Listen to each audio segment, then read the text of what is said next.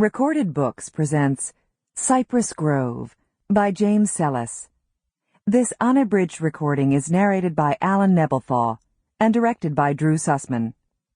This book is copyrighted 2003 by James Sallis.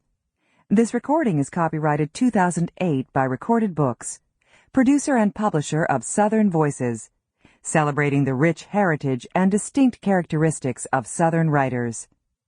The author opens this book with a quote from Cypress Grove Blues by Skip James.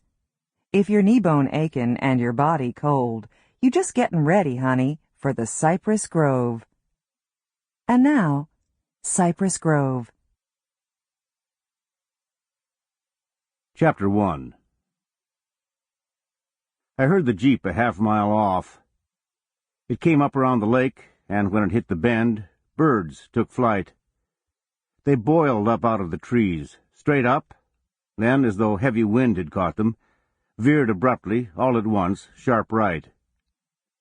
Most of those trees had been standing 40 or 50 years. Most of the birds had been around less than a year and wouldn't be around much longer. I was somewhere in between. I watched the Jeep as it emerged from trees and the driver dropped into third for the glide down that long incline to the cabin. Afternoon light on the lake turned it to tinfoil. Not much sound. High in the throat hum of the well-maintained engine. From time to time the rustle of dry leaves as wind struck them and they tried to ring like bells there in the trees. He pulled up a few yards distant, under the pecan tree. Shells on its yield so hard you had to stomp on them to get half a spoonful of meat. I swore that squirrels left them lined up under tires for cracking and sat alongside waiting.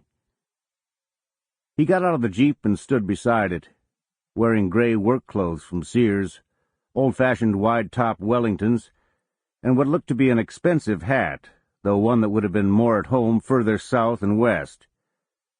He stood leaning back against the driver's door with arms crossed, looking around. Folks around here don't move fast. They grow up respecting other folks' homes, their land, and privacy. Whatever lines have been drawn, some of them invisible. Respecting the history of the place, too. They sidle up, as they say. Ease into things. Maybe that's why I was here.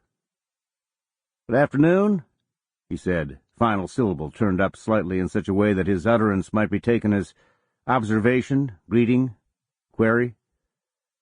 "They all are." He nodded. "There is that." Sample complete. Ready to continue?